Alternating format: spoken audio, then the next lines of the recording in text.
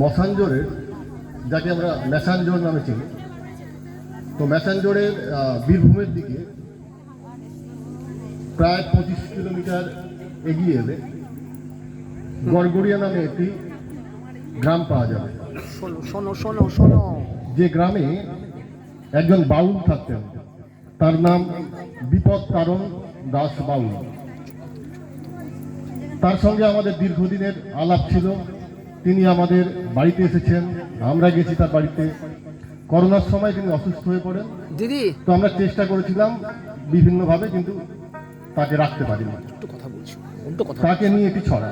কত কথা কেন? বাউল বিপদ তারণ দাস।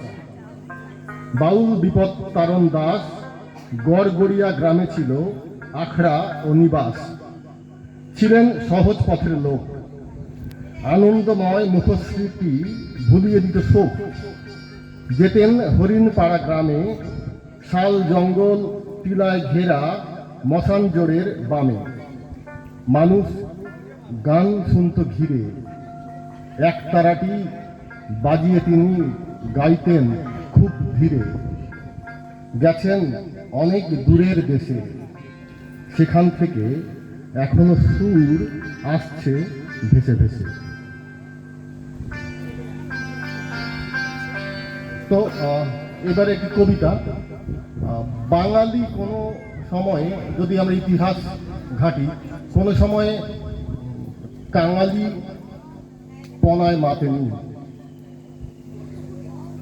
তার পুকুর ছিল, ডোবা ছিল, নদী নালা ছিল, মাছ পেয়ে যেত, মাঠ ছিল, ধান পেত, শাকসবজি পেত, আর উঠানের কোণে যদি একটু জমি থাকতো সেখানে কিছু ফলিয়ে নিত।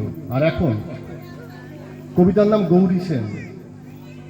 আমাদের ফসলের মাঠে হোগলা জন্মাচ্ছে, ছেলেরা তুতেন খামেন, মেয়েরা ক্লিওপেট্রা।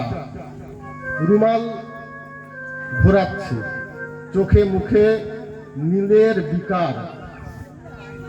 মাস পয়লায় রেশন দোকান ঠিক হাই তোলে। হাতে ধরা অগণন স্নিগ্ধ ব্যাগ চমকায় রোদে। কেউ কেউ খালি হাতে কপরগপ গুনে ফেরে। চায়ের দোকান দেখে সহর্ষে তামাকু পোড়ায়।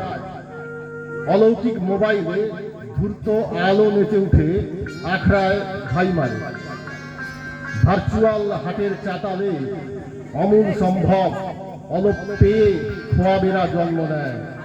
কেন হে গৌরী সেন সম্ভ্রমহীন এ হেন কাঙাল জাত, জন্ম দাও সুজলাং সুফলাং অম্লান দেশে। নমস্কার।